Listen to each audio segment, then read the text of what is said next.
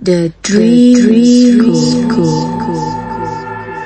Kita semua pernah mengalami mimpi buruk tentang sekolah.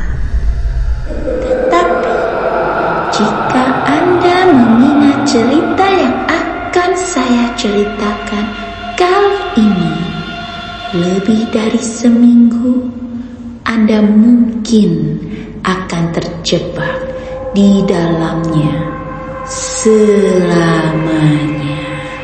Mari kita masuk ke dalam cerita ini. Ada seorang anak laki-laki bernama Max. Dia bermimpi tentang sekolah yang aneh. Dia berjalan melalui sekolah pada malam hari, ketika semuanya gelap dan terlihat kosong.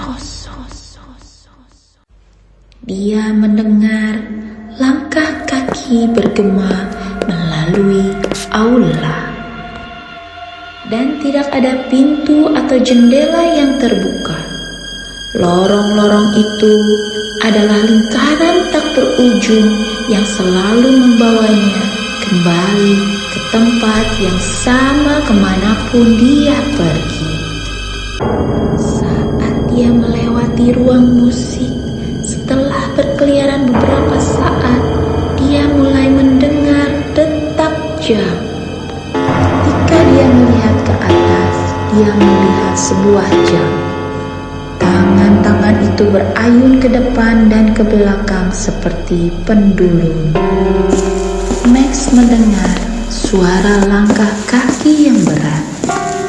Dia terlalu takut untuk melihat ke belakang dan ingin cepat-cepat melarikan diri.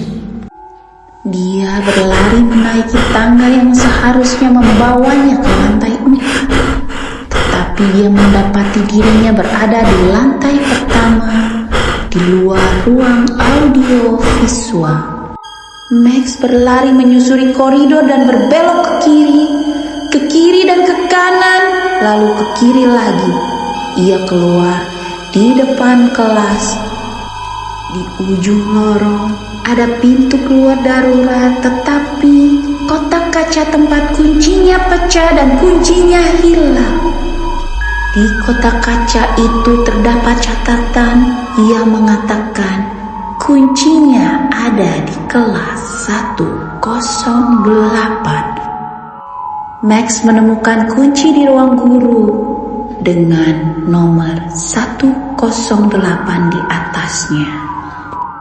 Max hanya berlari dari langkah kaki yang mengejarnya dan menemukan hanya pintu kelas 108 yang satu-satunya terbuka. Tak lama Max mendengar suara gedoran pintu kelas dengan keras. Saat suara ketukan semakin keras, Max terus berusaha mencari kunci pintu darurat dan dia tidak menemukannya. Saat itu ketukan di pintu tiba-tiba berhenti. Suasana menjadi hening dan mencekam. Max berdiri dengan gemetar menunggu dengan nafas tertahan.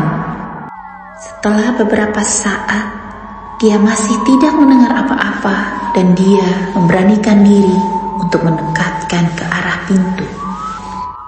Max membuka dengan perlahan-lahan dan mengintip ke koridor. Apa yang Max lihat membuatnya ngeri dan berteriak sekencang-kencangnya sampai seperti tercekik. Ada banyak laki-laki dan perempuan, mereka hancur berkeping-keping. Kepala, lengan, dan kaki mereka dipenggal dari batang tubuh mereka. Lantai berlumuran darah dan mereka menari menyentak maju mundur. Mereka bergerak ke sana kemari dengan tarian kematian. Max ditarik ke dalam mimpi, tubuhnya tetap tertidur.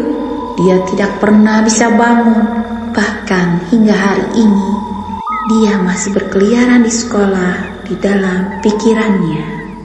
Sampai di sini dulu ya teman-teman. Sampai jumpa di cerita berikutnya. Dadah.